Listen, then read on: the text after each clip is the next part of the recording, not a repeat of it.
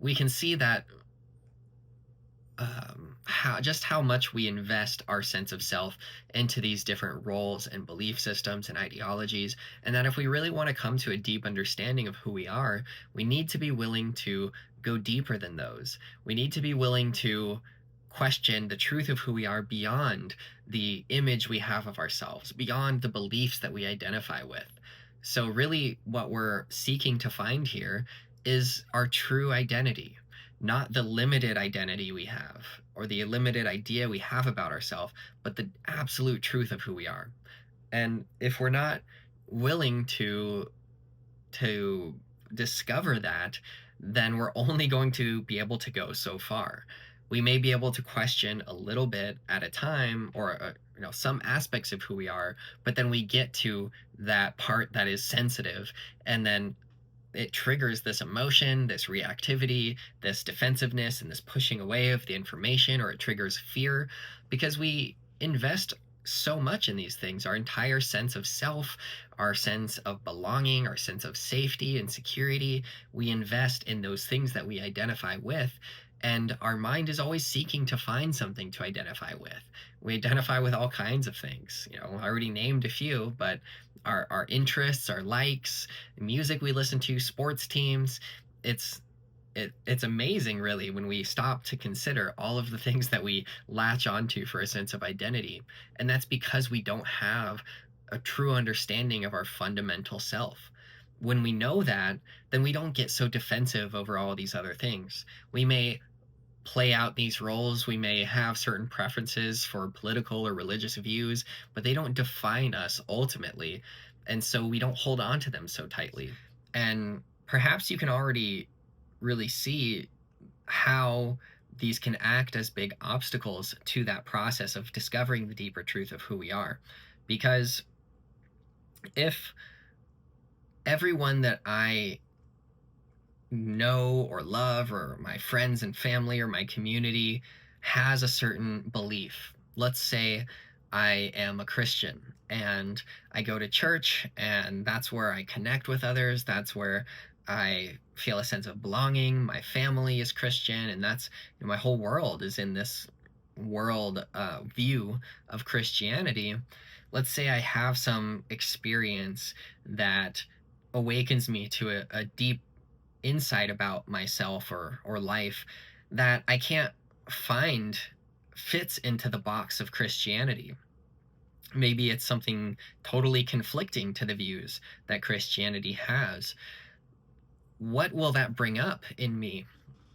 If everyone that I know and love and surround myself with has this one particular way of looking at things, and then I start to have a totally different one, it creates this conflict where all of a sudden, I can be an outsider. I can feel like I exist apart from the crowd and the group, and my sense of safety, my sense of security, my sense of belonging and social standing, it becomes jeopardized. That can bring up a lot of fear. And when that happens, we're faced with a choice. We can either continue to pursue the truth of what we have awakened to, despite the consequences of that, or the implications of that, or we can deny that truth, even if we realize it to be more true, and just go back to the sense of safety and familiarity that we get, and the sense of belonging that we get from our community and the beliefs that they have. So this is something that obviously becomes a big challenge on the spiritual path, is that when we start to pursue truth in a deeper way, we find that the deeper we go, the less people there are that can meet us there. And so finding a sense of security in and belonging socially becomes so challenging. And it's why something like having a community, a spiritual community of some kind, can be really supportive for us. But even those have their limits. They may be a step more inward, where we can go a bit deeper and find community with others that are willing to go deeper. But even amongst those people in communities that are willing to go deeper, there's still limitations. There's still people that will only go so far. And really, the deeper that we wish to go, the more solitary that journey becomes. And it can feel very isolating. It can feel very alone and lonely.